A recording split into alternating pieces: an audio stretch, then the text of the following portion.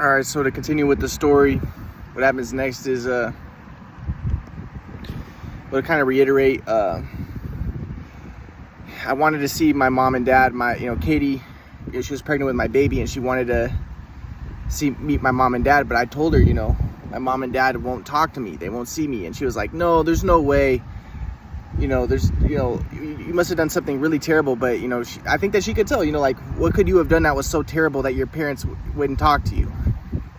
She's like, that'd be terrible. That would be horrible. Like, I couldn't imagine if my parents didn't talk to me, if I couldn't go to Thanksgiving with them and I couldn't see them for Christmas and I couldn't do that type of stuff. She's like, I couldn't imagine. And I was like, well, that's the way it is for me, and it has sucked. It has been terrible. It has been horrible. But she was like, well, no, you just need to, you need to change up the ways you do it. You need to just try harder. And I'm like, dude, I've tried super hard. And she's like, well, I'll talk to your mom and I'll see, because she's pregnant and she also needed my mom's help because she had a short cervix and she knew that during the pregnancy she would need my mom's help. She didn't let me know that. Katie didn't tell me that until she was pregnant, so I didn't even know she had a short cervix. So then my mom goes to, or she calls my mom and my mom tells her, no, I'm never going to talk to Ryan. It's not going to happen. So it's understandable. Katie makes assumptions, and that's why I feel bad for Katie in the situation. It's not necessarily her fault. She makes assumptions. Oh, well, Ryan must be a bad guy. His own mom won't talk to him. There must be stuff that he's not telling me about, or stuff that I must not know. And then, his mom, and then so she asked me, like, what's the deal? Like, why won't your mom talk to you? And I tell her, my mom thinks I'm schizophrenic. She looks down on me. She doesn't, and I tried to explain also to Katie about the shoot away machine, But, so then Katie's mind, she's like, she's like, well, are you schizophrenic? And I'm like, no, I'm not. But then Katie's crying and she's like, well, maybe you are schizophrenic. And she starts to cry. And I'm like, no, first off, the doctors all said I am not schizophrenic. My grandpa, who has a PhD in psychology, said I'm not schizophrenic.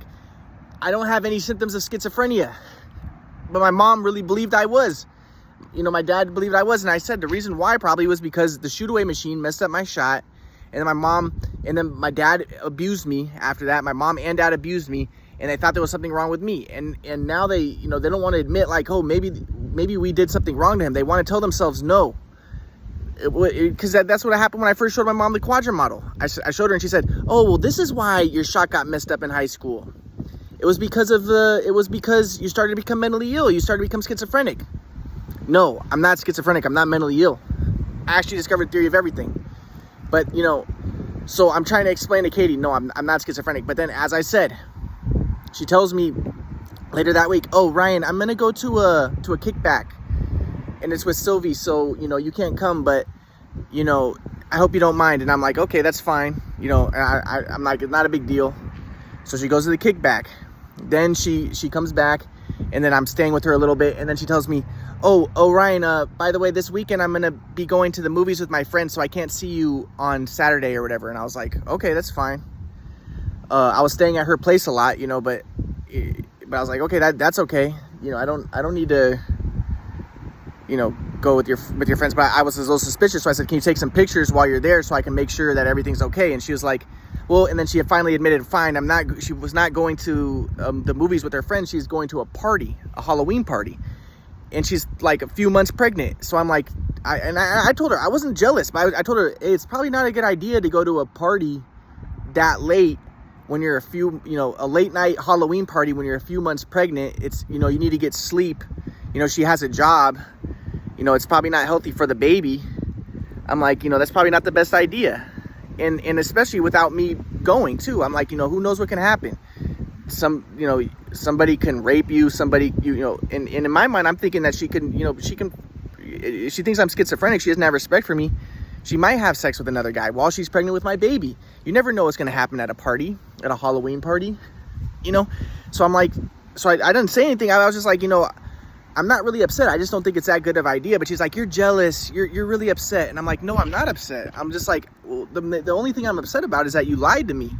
Because now I have trust. Now I don't really trust you because you just lied to me.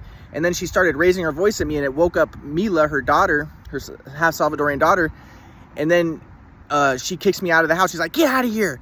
And because Mila's crying, and then, so I left. But then I'm trying to text Katie, and she's not responding to my text. Now I know, so I'm trying to text her, and in my mind, like, I know, like, she thinks, my family, she was really disappointed. It destroyed her. She was crying when she found out my mom and dad wouldn't see. She was pregnant with my baby. She wanted to see my mom and dad. She wanted to meet them. She was excited. And then my mom tells her, no, we're never going to talk to him. It's not going to happen. She was distraught, and it fucked Katie up, and it fucks me up too. I tried to ask my mom, please, can you let go of the past, and can you just try to see me and just act normal, please? But my mom's like, no, it's not going to happen. Get it through your head. We already established this. We are never going to see you again in your life. You can't make things happen. You can't force us. You can't force people to be a part of your life. Now, again, my mom was so into that. You can't force people, because in high school and in a little bit of middle school, when the shoot away messed up my shot, I was trying to get my dad to help me fix my shot, but I didn't know it was a shoot away. And I forced him. I tried to force him. But my dad was trying to help me too. And it was just, it wouldn't have happened if it wasn't for the shoot away machine. So my mom thinks that so my grandpa came and he's like, well, in the flow, you don't force anything. And you have to learn to accept what your dad says, accept bad calls, and he's not going to help you. So, but then my mom and dad, they developed like a hatred for me. And they developed this thing like, oh, Ryan tries to force things. So they're like, so now, they already developed the hatred for me. So then she's like, yeah, you can't force things, Ryan. We're not going to ever see you. And even my grandpa says that my mom's not cool for doing that. He says that she is immature in expressing lower level software. But so that's my grandpa's term, software. So, but anyways, yeah, so it was just a tragic situation. So then, she goes to that, so then she claims she didn't go to the party, but I'm trying to text her and she's not responding to my texts. And I'm like, hey, what's going on? And I'm worried because she told me after she got pregnant, hey, Ryan, I've had 3 abortions before. And I knew that she was a partier before, and I knew that she had done a lot of drugs, and she was, she had a Jewish stepdad. She was a liberal, and she was kind of anti-white. She had a half Salvadorian kid. She probably was anti-white, or that was all she can get, because, she was corrupted by the whole leftist liberal, like, oh yeah, girls can do whatever they want. Just have abortions, just have sex whatever you want. And, with black guys, she told me she had sex with a black guy before. And this is all I could get at the time. So, so I'm, and like I'm saying, if my mom would have just been a part of my life, if my mom and dad would just talk to me, all this crazy stuff would not have happened.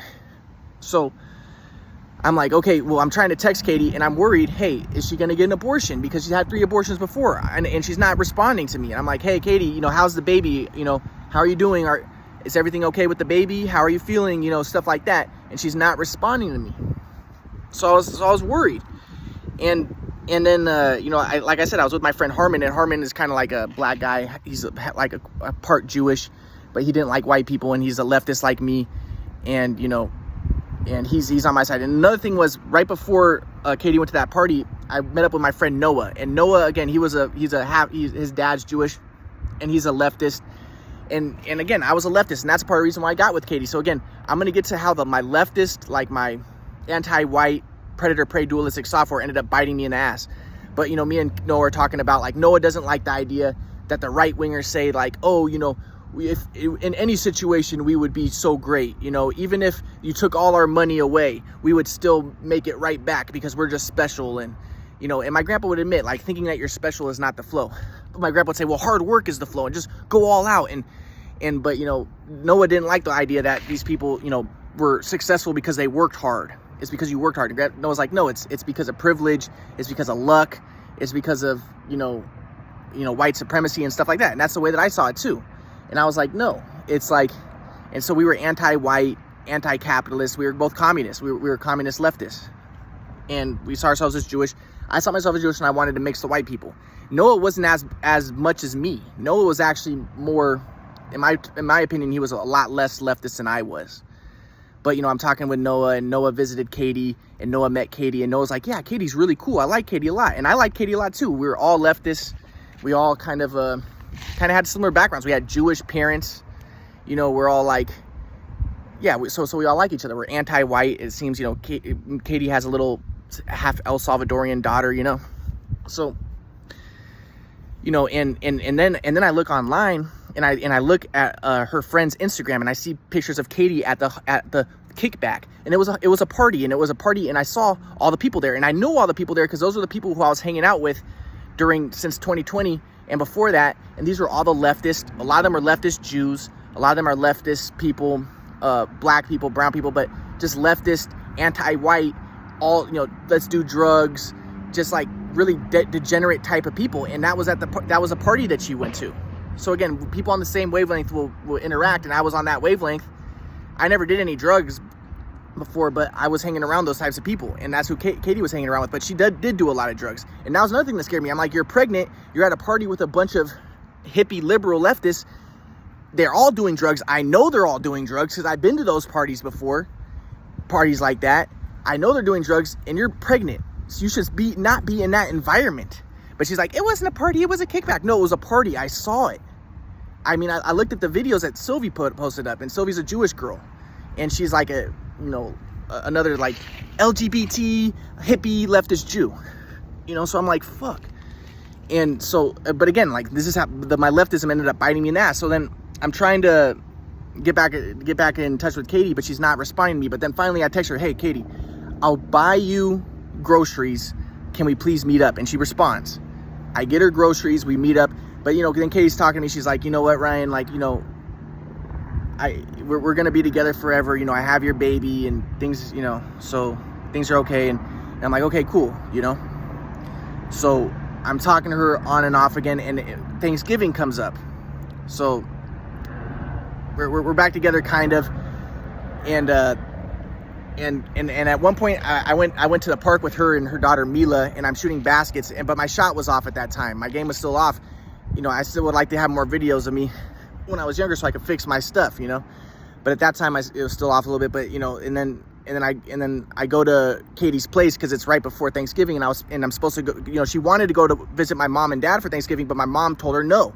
She said, we're never gonna see Ryan. It's not gonna happen. So Katie was like, she was really disappointed. She was crying about it, but she was like, okay, well, Ryan, you can come visit my family for Thanksgiving. So I was happy about that. You know, again, ever since high school, I'd never had it. I mean, I had one time when I had Thanksgiving at my aunt's house in San Diego in college, but ever since college, you know, yeah, ever since really high school, I hadn't had Thanksgiving with my family, except one time in college, the one time when I saw my mom and dad. But like I said, my mom and dad think I'm schizophrenic, but how? They haven't even seen me for 10 years, 11 years, since 2008, really. And it's 2024. So I'm like, you know, so I'm happy. I'm like, okay, well, and this is a good thing. I'm like, okay, I'm going to go to Thanksgiving with Katie, you know.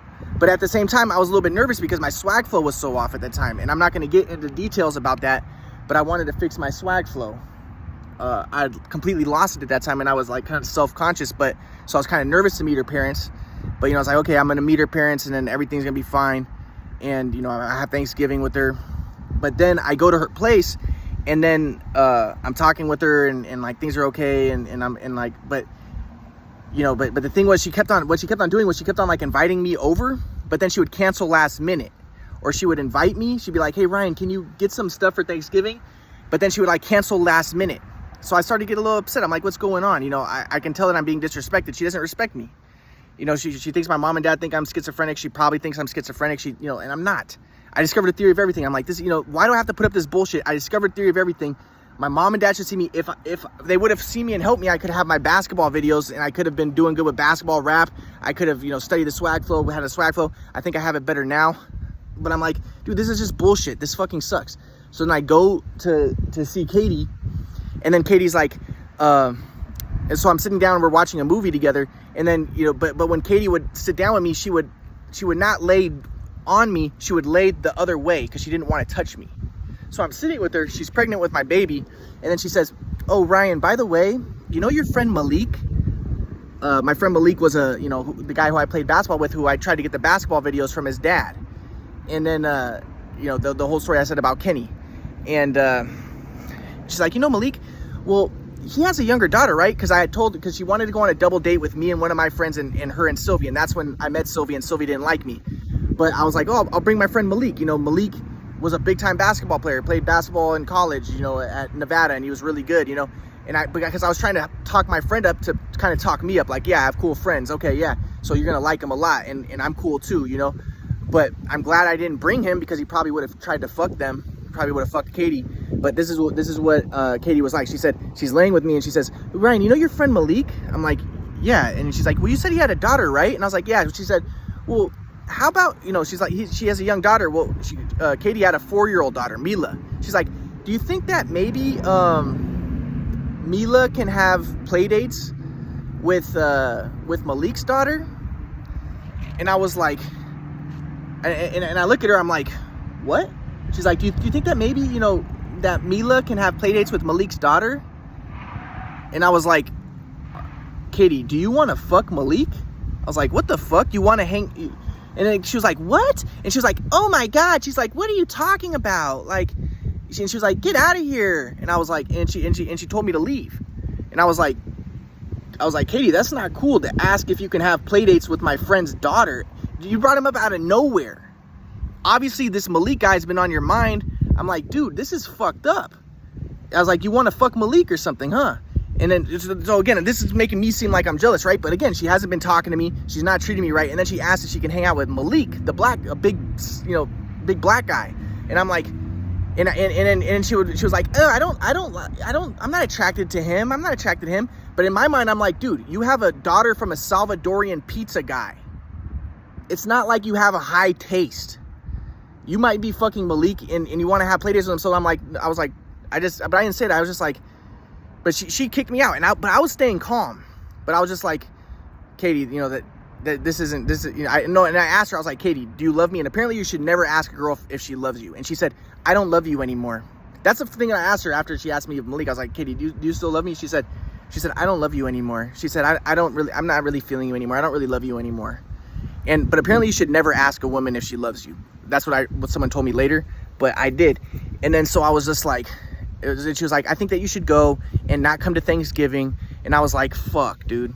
So then I left, and but I continued to text her, and I'm like, and I text her because it was crazy, because right after that I was looking on Facebook and there was a picture of Ken doll as a black guy and a white woman and a white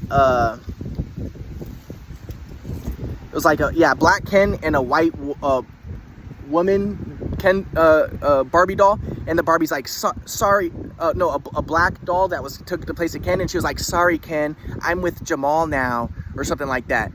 And I was like, fuck. And then the other crazy thing was, then there was someone else posted a meme of a I think it was a white woman and a black guy, and she was like, and the black guy says Katie.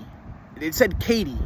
It's almost like there was like the Matrix was watching me. He said, Katie, like, I know I told you to talk dirty to me in the bed, but to call me the N-word and to eat my ass like watermelon is not cool. And I was like, fuck, because in my mind I was thinking of Katie, who's pregnant with my baby, fucking Malik, wanting to have play dates with Malik.